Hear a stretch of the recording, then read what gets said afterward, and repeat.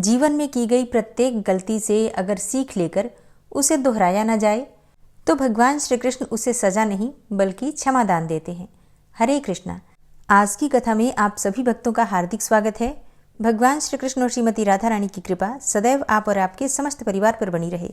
आज है 17 जनवरी 2026 और दिन है शनिवार, और आज आप सुनेंगे पौष मास की कथा का 14वां अध्याय। और इससे पहले कि सभी अध्याय सुनने के लिए आप सभी भक्तों का बहुत बहुत आभार। आज की कहानी में आप सुनने वाले हैं एक ऐसे भक्त की कथा, प्रभु ने जिनकी गोद में बैठकर केले खाए। भगवान अपने भक्तों का ना जाति देखते हैं, ना धर्म देखते हैं, ना ऊंच देखते हैं, ना नीच देखते हैं, और ना ही गरीब अमीर देखते हैं। वो तो सिर्फ अपने भक्तों के हृदय में भक्ति देखते हैं और सच्चे मन से की गई भक्ति को प्रभु स्वीकार करते हैं और दूसरों के लिए उदाहरण भी बनाते हैं कि प्रभु के लिए उनके भक्त क्या मायने रखते हैं। तो आज की कथा है महाराष्ट्र की, महाराष्ट्र के एक संत की, जिनका नाम था चोखा मेला जी।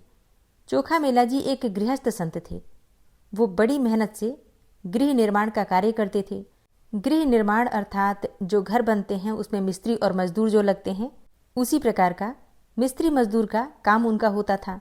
और उस कार्य को करके जो धन मिलता था उसी से उनका गुजारा होता था।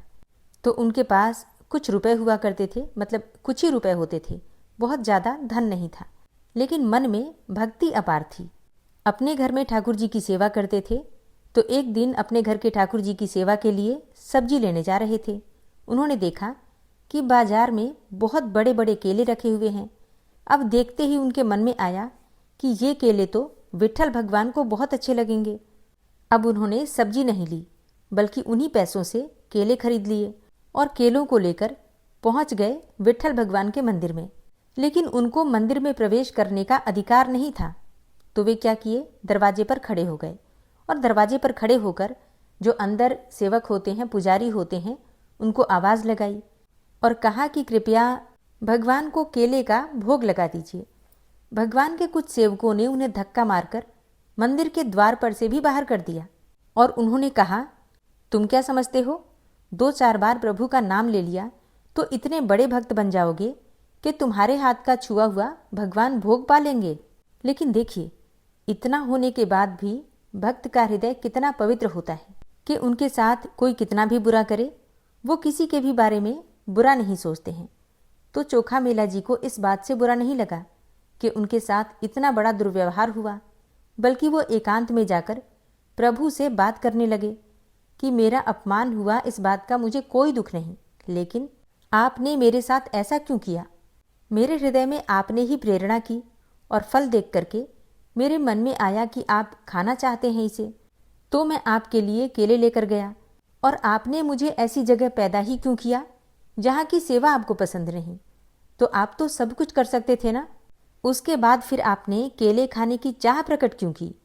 यदि आप ऐसा ही चाहते हैं तो फिर मैं इस शरीर को रखकर क्या करूँगा, क्योंकि ये शरीर आपकी सेवा के योग्य नहीं है।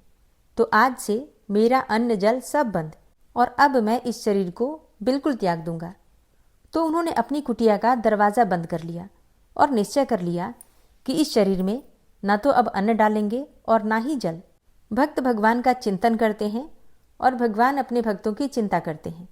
तो भक्त अगर कष्ट में हो, परेशानी में हो, उलझन में हो, तो भगवान स्वयं प्रकट होते हैं। और ऐसा ही हुआ चोखा मेला जी की कुटिया में। जैसे ही मंदिर में ठाकुर जी को शयन कराया गया, ठाकुर जी वहाँ से बाहर निकले और ठाकुर जी ने चोखा मेला जी की कुटिया के बाहर जाकर उनका दरवाज़ा खटखटाया। उन्होंने बड़ी ही अमृतमयी वाणी से चोखा मेला जी को आवाज़ लगाई। चोखा मेला जी एकदम आकर्षित हुए। उन्होंने पूछा, कौन है। ठाकुर जी ने कहा, चोखा मेला जी, बहुत भूख लगी है। जैसे ही दरवाज़ा खोला तो सामने नवकिशोर अवस्था के ठाकुर जी खड़े थे। अब तो आनंद समुद्र प्रभु को देखकर चोखा मेला जी आह भरकर रो पड़े। तब प्रभु ने कहा, रोने धोने का समय नहीं है ये, मुझे बहुत भूख लगी है।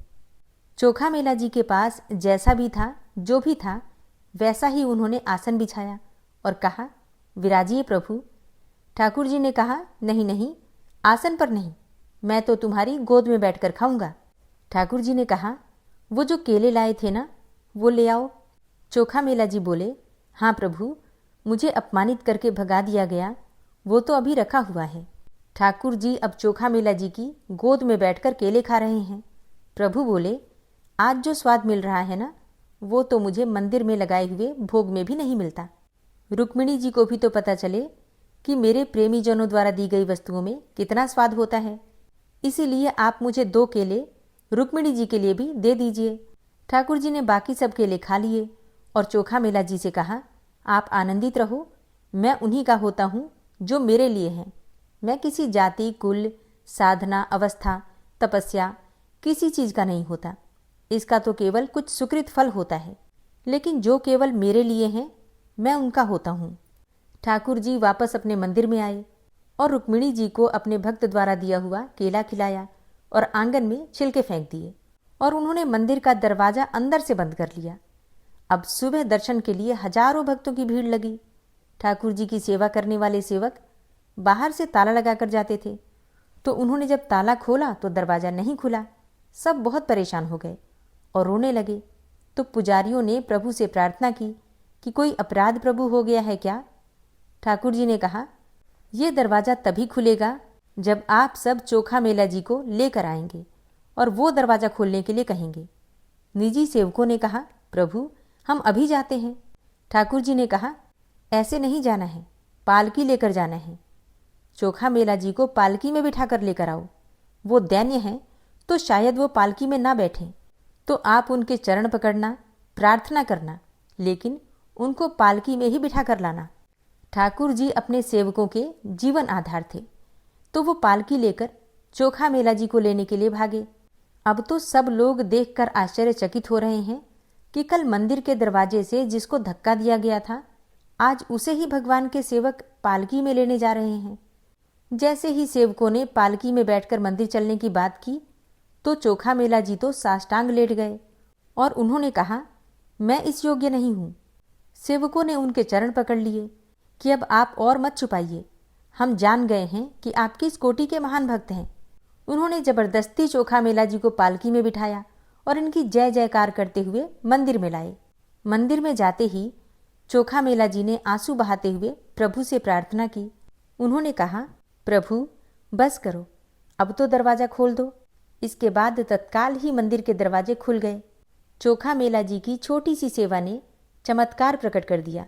तो यदि हम 8 पहर प्रभु की भक्ति करेंगे, सेवा करेंगे, भजन करेंगे, नाम कीर्तन करेंगे, तब सोचिए कैसा जीवन होगा, कैसा आनंद भरा जीवन होगा। आप स्वयं विचार करके देखिए और कहानी कैसी लगी कमेंट बॉक्स में ज़रूर बताइए। अब आप सुनेंगे आज का अध्याय। मनुष्य सदैव धर्म के कार्यों से ही स्वर्ग को प्राप्त कर सकता है, इसलिए बाल्यावस्था से ही धर्म के कार्यों को करने का अभ्यास करना चाहिए। अब विकुंडल कहने लगा कि तुम्हारे वचनों से मेरा चित्त अति प्रसन्न हुआ है, क्योंकि सज्जनों के वचन सदैव गंगा जल के सदृश पापों का नाश करने वाले होते हैं। उपकार करना तथा मीठा बोलना सज्जनों का स्वभाव ही होता है। जैसे अमृत मंडल चंद्रमा को भी ठंडा कर देता है, अब कृपा करके यह भी बतलाइए कि किस प्रकार मेरे भाई का नरक से उद्धार हो सकता है। तब दूत कुछ देर तो ज्ञान दृष्टि से विचार करके मित्रता रूपी रस्सी से बंधा हुआ बोला कि हे वैश्य, यदि तुम अपने भाई के लिए स्वर्ग की कामना करते हो तो जल्दी ही अपने 8 जन्म के पुण्य फल को उसके निमित्त अर्पण कर दो। तब विकुंडल ने कहा कि हे दूत, वह पुण्य क्या है और मैंने कौन से जन्म में और कैसे किया है, सो सब बतलाओ, फिर मैं अपना पुण्य अपने भाई को दे दूंगा। तब दूत कहने लगा कि हे वैश्य सुनो, मैं तुम्हारे पुण्य की सब कथा कहता हूँ। पूर्व समय में मधुवन में शाल्की नाम का एक ऋषि था। वह बड़ा तपेश्वरी, ब्रह्मा के समान तेज वाला था। नवग्रह की तरह उसकी स्त्री रेवती के 9 पुत्र थे, जिनके नाम ध्रुव, शशि, बुध, तार और ज्योतिमान थे। अब इन 5 ने गृहस्थाश्रम धारण किया तथा निर्मोह, जितमाय, ध्याननिष्ठ और गुणात्तम ये 4 संन्यास ग्रहण करके वन में रहने लगे। ये शिखा सूत्र से रहित पत्थर और सोने को समान ही समझते थे। जो कोई अच्छा या बुरा इनको अन्न देता वही खा लेते और कोई कैसा ही कपड़ा दे देता उसको वैसे ही पहन लेते। सदैव ब्रह्म के ही ध्यान में लगे रहते। इन 4 ने व्रत, शीत, निद्रा और आहार सबको जीत लिया। बस चर अचर को विष्णु रूप समझते हुए मौन धारण करके संसार में विचरते रहते थे। ये चारों महात्मा तुम्हारे घर आए। जब तुमने मध्याह्न के समय भूखे प्यासे इनको आंगन में देखा तो तुमने गदगद कंठ से आंखों में आंसू भरकर इनको नमस्कार करके इनका बड़ा आदर सत्कार किया। इनके चरणों को धोकर बड़े प्रेम से तुम इसे कहने लगे कि आज तो मेरे अहोभाग्य हैं, आज मेरा जन्म सफल हुआ, मुझ पर भगवान प्रसन्न हुए, मैं सनाथ हुआ, मेरे माता पिता पत्नी पुत्र गौ आदि सभी धन्य हैं जो आज मैंने हरि के सदृश आपके दर्शन किए। सो हे वैश्य, तुमने इस प्रकार श्रद्धा से उनका पूजन किया और चरण धोकर जल को मस्तक से लगाया। फिर विधि पूर्वक इनका पूजन करके तुमने इन सन्यासियों को भोजन करवाया। इन सन्यासियों ने भोजन करके रात को तुम्हारे घर में ही विश्राम किया और ब्रह्मा के ध्यान में लीन हो गए। इन सन्यासियों के सत्कार से जो पुण्य तुमको मिला सो मैं भी कहने में असमर्थ हूँ, क्योंकि सब भूतों में प्राणी श्रेष्ठ है, प्राणियों में भी बुद्धि वाले और बुद्धि वालों में मनुष्य, मनुष्यों में ब्राह्मण, विद्वानों में पुण्यात्मा और पुण्यात्माओं में भी ब्रह्मज्ञानी सर्वश्रेष्ठ हैं। ऐसी ही संगति से बड़े बड़े पाप नष्ट हो जाते हैं और यह पुण्य तुमने अपने पहले 8वें जन्म में किया था। सो यदि तुम अपने भाई को नरक से मुक्त कराना चाहते हो तो यह पुण्य दे दो।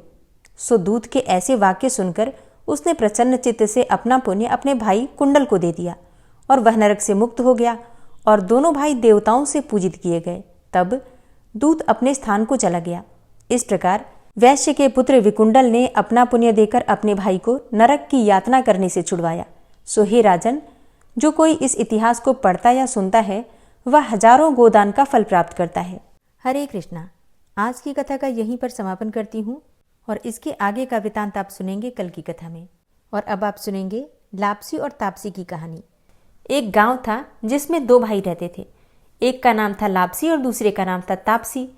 तापसी हमेशा भगवान की तपस्या में ही लगा रहता था और लापसी 1.25 सेर की लापसी अर्थात पतला सा हलवा बनाकर पहले भगवान को भोग लगाता, फिर उसे खा लेता। बाकी पूजा पाठ से मंत्र जप से उसे कोई मतलब ही नहीं था। पूजा का मतलब उसके लिए सिर्फ भगवान को भोग लगाना था और भोग लगाने के बाद उस भोग को प्रसाद स्वरूप खा लेता था। तो दोनों के जैसे नाम थे वैसे ही गुण थे। तापसी तपस्या में लीन रहता था और लापसी हलवा बनाकर भगवान को भोग लगाकर खाने में। लेकिन दोनों भाई अपने आप को भगवान का सबसे बड़ा भक्त मानते थे। एक दिन दोनों आपस में ऐसे ही बातें कर रहे थे कि मैं भगवान का सबसे बड़ा भक्त हूँ, और फिर दूसरा भाई कहता कि मैं सबसे बड़ा भक्त हूँ भगवान का। और इसी बात पर दोनों भाई आपस में लड़ने लगे। तापसी बोला, मैं भगवान की रोज तपस्या करता हूँ, इसलिए मैं बड़ा भक्त हूँ। अब इस बात पर लापसी भी कहाँ चुप रहने वाला था। लापसी बोला कि मैं भगवान को रोज 1.25 सेर लापसी का भोग लगाता हूँ, इसलिए मैं भगवान का सबसे बड़ा भक्त हूँ। संयोगवश नारद जी वहां से उसी समय गुजर रहे थे। उन्होंने इन दोनों को लड़ते हुए देखा तो कारण पूछा। फिर दोनों भाइयों ने नारद जी को खुद को बड़ा भक्त होने का कारण बताया। तापसी ने कहा, मैं सारा दिन भगवान की तपस्या करता रहता हूँ, इसलिए मैं बड़ा भक्त हूँ। और लापसी कहने लगा कि मैं तो भगवान को प्रतिदिन 1.25 सेर लापसी का भोग लगाता हूँ, इसलिए मैं बहुत बड़ा भक्त हूँ।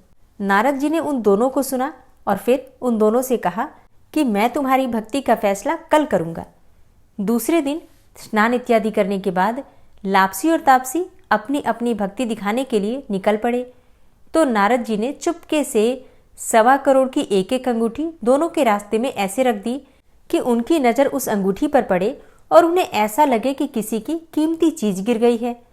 तापसी की नज़र जब उस अंगूठी पर पड़ी तो चुपचाप उसने अंगूठी उठा ली और जब तपस्या करने लगा तब उसने वो अंगूठी अपने घुटने के नीचे दबा ली और फिर मन ही मन सोचने लगा कि आज तो बड़ी कीमती चीज हाथ लग गई है। अब तो लापसी की सारी हेकड़ी निकाल दूंगा, क्योंकि ये अंगूठी तो काफ़ी कीमती लगती है। इसे बेचने से बहुत सारा धन मिलेगा, जिससे मैं यज्ञ करूंगा और अपने आप ही बड़ा भक्त बन जाऊंगा।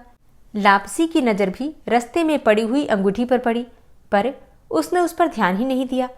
भगवान को भोग लगाकर लापसी खाने लगा।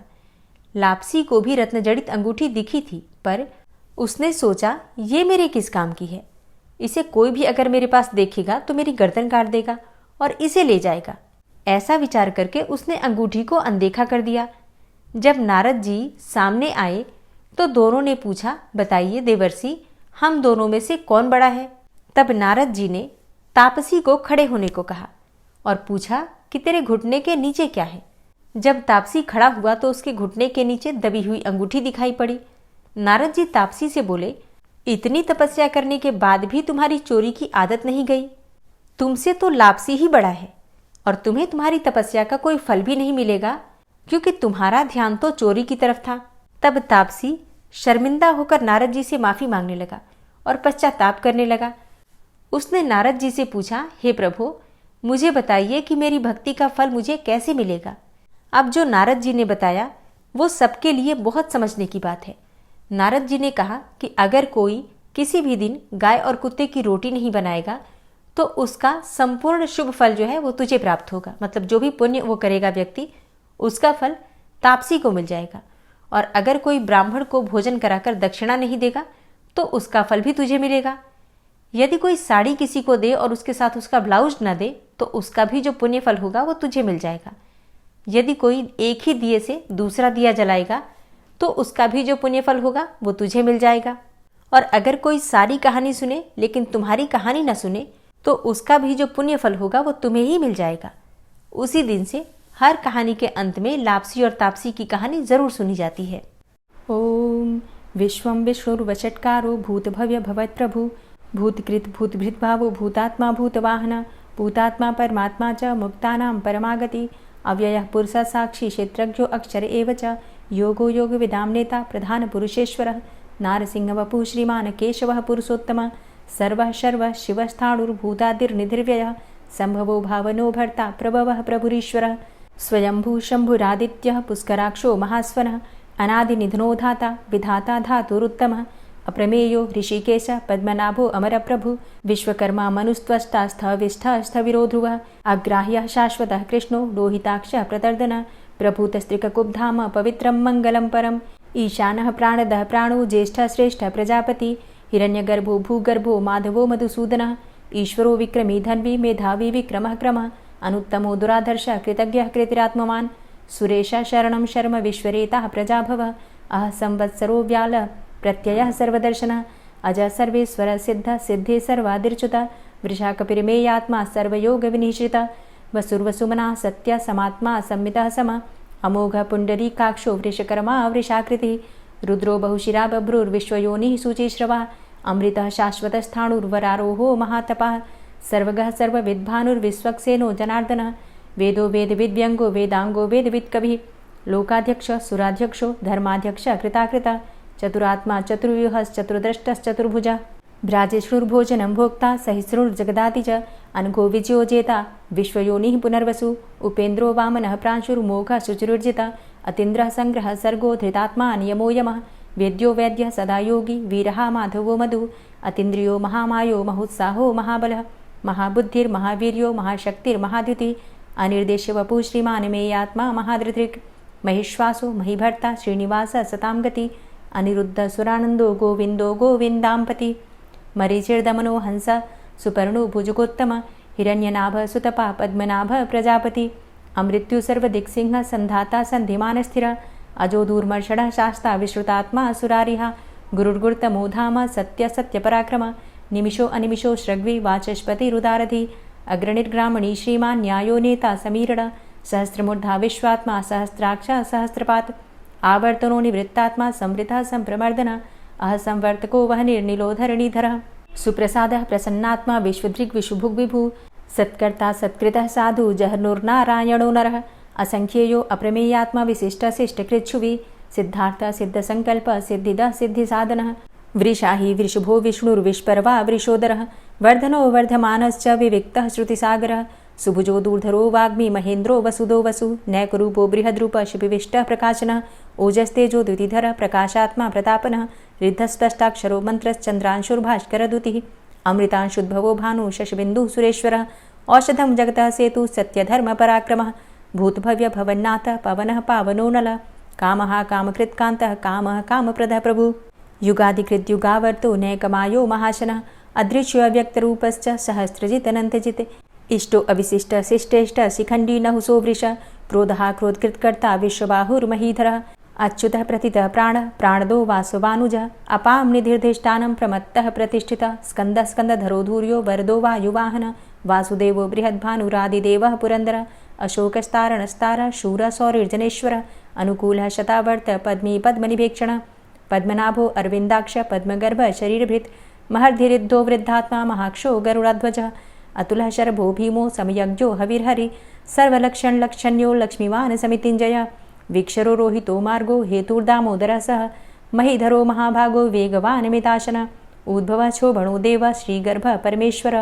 करणं कारणं कर्ता विकर्ता गहनो गुह व्यवसायो व्यवस्थान संस्थान स्थानदो ध्रुव परर्थी परमस्पस्तुष्ट पुष्ट सुभेक्षण रामो विरामो विरजो मार्गो नेयो नयोनयः वीर शक्तिमतां श्रेष्ठो धर्मो धर्मविदुत्तमः वैकुंठ पुरुष प्राण प्राणदः प्रणवः पृथु हिरण्यगर्भ शत्रुघ्नो व्याप्तो वायुरुधोक्षजः ऋतु सुदर्शनः कालः परमेष्ठी परिग्रह उग्रः संवत्सरो दक्षो विश्रामो विश्वदक्षिणः विस्तारस्थावरस्थाणु प्रमाणं बीजमव्ययम् अर्थो अनर्थो महाकोशो महाभोगो महाधनः अनिर्विण्ण स्थविष्टोभू धर्मयुपो महामख नक्षत्रनेमिर्नक्षत्री क्षमा क्षामः समीहन यज्ञ इज्यो महेज्यश्च क्रतुसत्रं सतां गतिः सर्वदर्शी विमुक्तात्मा सर्वज्ञो ज्ञानमुत्तमं सुव्रतः सुमुखः सुष्मा सुघोषः सुखदः सुहृतः मनोहरो जित्क्रोधो वीरबाहुर्विदारणः स्वापनः स्ववसो व्यापी नैकात्मा नैककर्मकृत् वत्सरो वत्सलो वत्सी रत्नगर्भो धनेश्वरः धर्मगुप्त धर्मकृत धर्मी सदसक्षरमक्षरम् अविज्ञाता सहस्रांसुर्विधाता कृतलक्षणः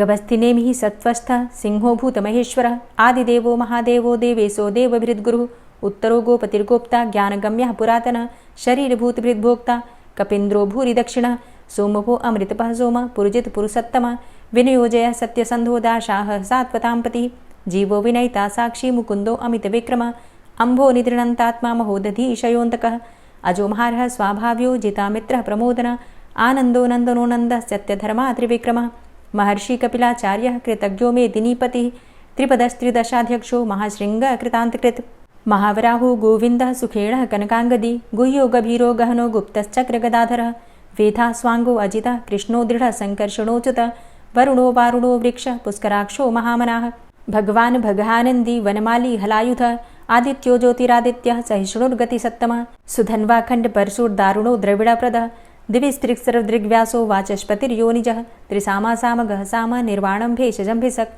संन्यासकृच्छमः शान्तो निष्ठा शान्तिः परायणं शुभाङ्गः शान्तिदस्रष्टा कुमुदः कुवलेशय गोहितो गोपतिर्गोप्ता वृषभाक्षो वृषप्रिया अनिवर्ति निवृतात्मा संक्षेप्ता क्षेमकृच्छिवः श्रीवत्सवक्षा श्रीवास श्रीपति श्रीमतांबरः श्रीद श्रीश श्रीनिवास श्रीनिधि श्रीविभावन श्रीधर श्रीकर श्रेय श्रीमान लोकत्रयाश्रय स्वक्ष स्वंग शतानंदो नंदिर्ज्योतिर्गणेश्वर विजितात्मा विधेयात्मा सत्कीर्तिश्चिन्न संशय उदीर्ण सर्वतक्षसुर्निश शाश्वत स्थिर भूषयो भूषणो भूतिर्विशोकः शोकनाशन अर्चिष्मानर्चित कुंभो विशुद्धात्मा विशोधन अनिरुद्धो अप्रतिरथ प्रद्युम्नो अमित विक्रमः कालिनेमि निहावीर शौरी सूर्जनेश्वर त्रिलोकात्मा त्रिलोकेशः केशवः केशिहारी कामदेवः कामपालः कामीकान्तः कृतागमः अनिर्देशवपुर्विष्णोर्वीरो अनन्तो धनञ्जयः ब्रह्मण्यो ब्रह्मकृद्ब्रह्मा ब्रह्म ब्रह्म विवर्धन ब्रह्मविद् ब्राह्मणे ब्रह्मी ब्रह्मज्ञो ब्राह्मणप्रियः महाक्रमो महाकर्मा महातेजा महुरगः महाक्रतुर्महायज्वा महायज्ञो महाहवि स्तव्यस्तव प्रियस्तोत्रं स्तुतिस्तोतारणप्रिय पूर्णः पुरयिता पुण्य पुण्यकीर्तिर्नामयः मनोजवस्तीर्थकरो वसुरेता वसुप्रद वसुप्रदो वासुदेव वसुर्वसुमनाहवि सद्गतिः सत्कीर्तिः सत्ता सद्भूतिः सत्परायणः शूरसेनो यदुश्रेष्ठः सन्निवासः सुयामुनः भूतावासो वासुदेवः सर्वासु निलयोऽनलः दर्पः दर्पदो दृप्तो दूर्धरोऽथा पराजितः विश्वमूर्तिर्महामूर्तिर्दीप्तमूर्तिर्मूर्तिमान् अनेकमूर्तिरव्यक्तः शतमूर्तिः शताननः एको नैकः सवः कः किं यत्तत्पदमनुत्तमं लोकबन्धुर्लोकनाथो माधवो भक्तवत्सलः सुवर्णवर्णो हेमांगो वरांगश्चन्दनांगदी वीरः विषमः शून्यो घृताशीरचलश्चलः अमानीमानदो मान्यो लोकस्वामी त्रिलोकदृक् सुमेधा मेधजोधन्यः सत्यमेधाधराधरः तेजोवृषः द्वितिधरः सर्वशस्त्रभृताम्बर प्रग्रहो निग्रहो व्यग्रो नैकशृङ्गो गदाग्रजः चतुर्मूर्तिश्चतुर्बाहुश्चतुर्व्यूहश्चतुर्गति चतुरात्मा चतुर्भावश्चतुर्वेदविदेकपात् समावर्तो अनिवृतात्मा दुर्जयो दुरतिक्रम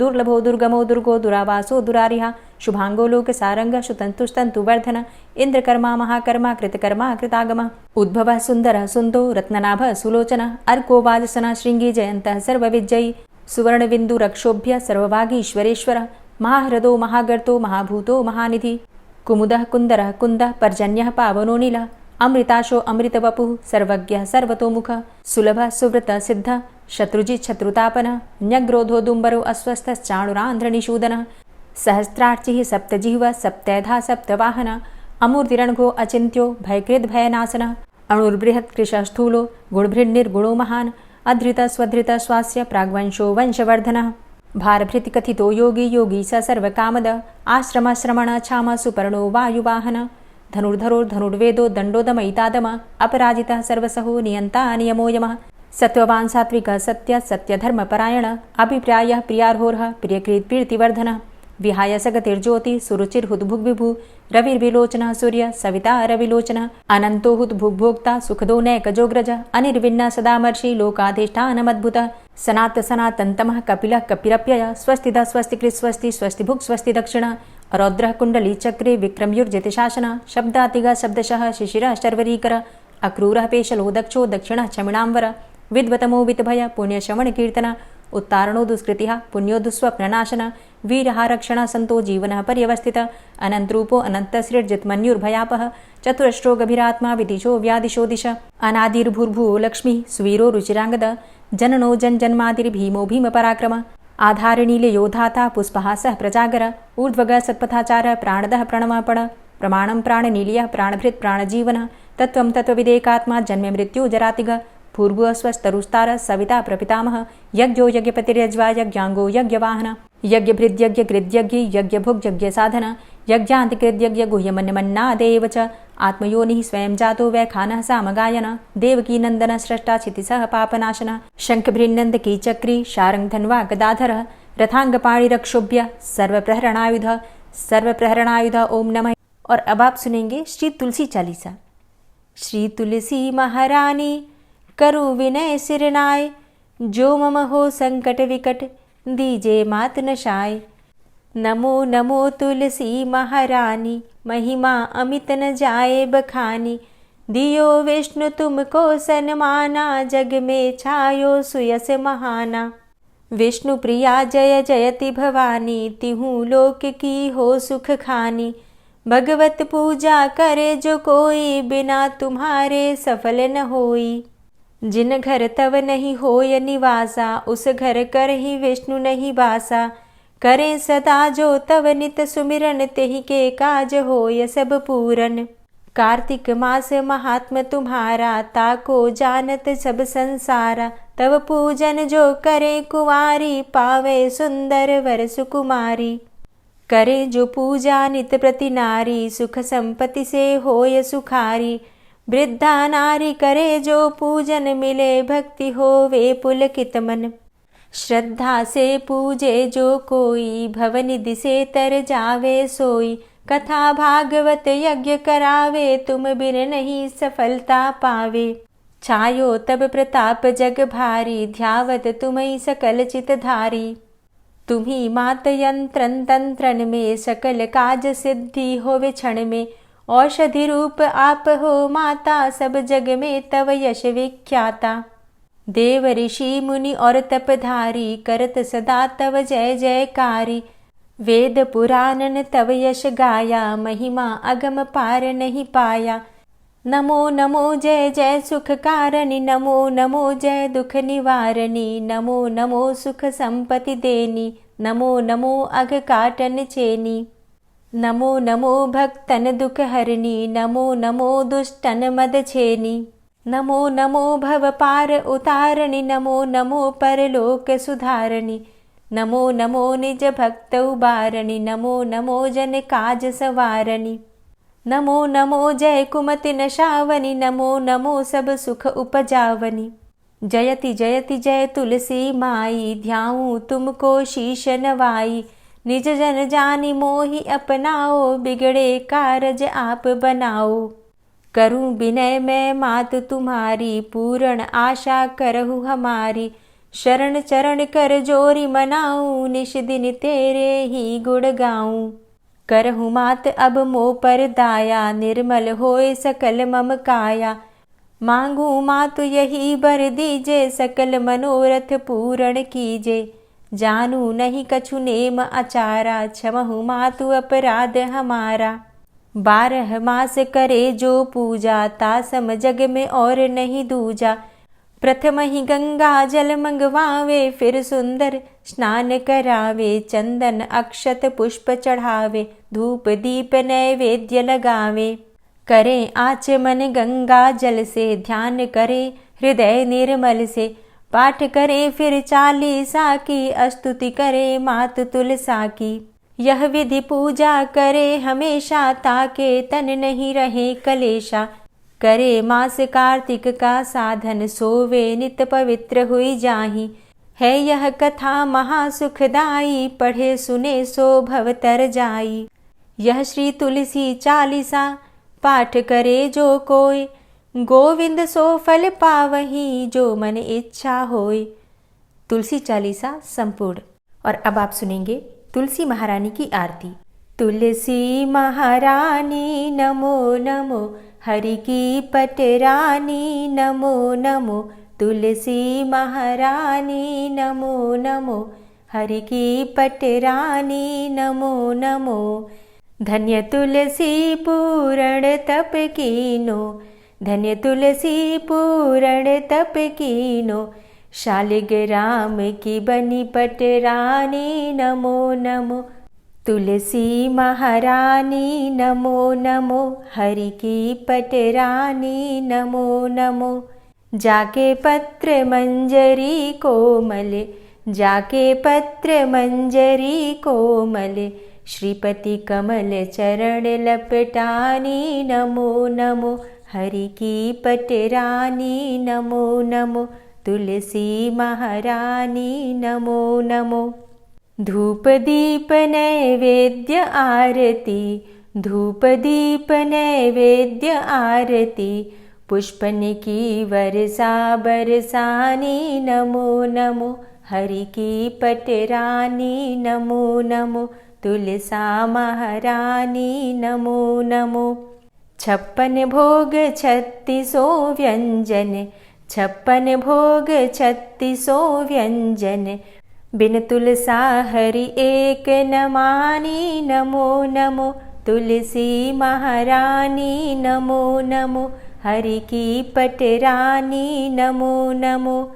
सभी सखी मैया तेरो यश गावे, सभी सखी मैया तेरो यश गावे। भक्ति दान दीजे महारानी नमो नमो। तुलसा महारानी नमो नमो, हरि की पटरानी नमो नमो। नमो नमो तुलसा महारानी, नमो नमो तुलसी महारानी। तुलसी महारानी नमो नमो, हरि की पटरानी नमो नमो। तुलसी महारानी नमो नमो, हरि की पटरानी नमो नमो। प्रेम से बोलिए तुलसी मैया की जय। दोस्तों, मौनी अमावस्या, वसंत पंचमी और माघ मास की गुप्त नवरात्रि के विषय में जानना चाहते हैं तो चैनल पर वीडियो अपलोड हो चुकी है, ज़रूर देख लीजिए। और आज की वीडियो अगर आपको अच्छी लगी हो तो वीडियो को लाइक कीजिए, संभव हो तो वीडियो को ज़्यादा से ज़्यादा शेयर कीजिए। चैनल पर पहली बार आए हैं, अगर अभी तक आपने चैनल को सब्सक्राइब नहीं किया है तो आज की वीडियो अगर आपको अच्छी लगे तो चैनल को सब्सक्राइब करके बेल आइकन को ज़रूर प्रेस कर लीजिए ताकि सभी वीडियोज़ की नोटिफिकेशन आपको सही समय पर प्राप्त हो। मिलती मैं आपसे अगली वीडियो में, तब तक के लिए जय श्री राधे।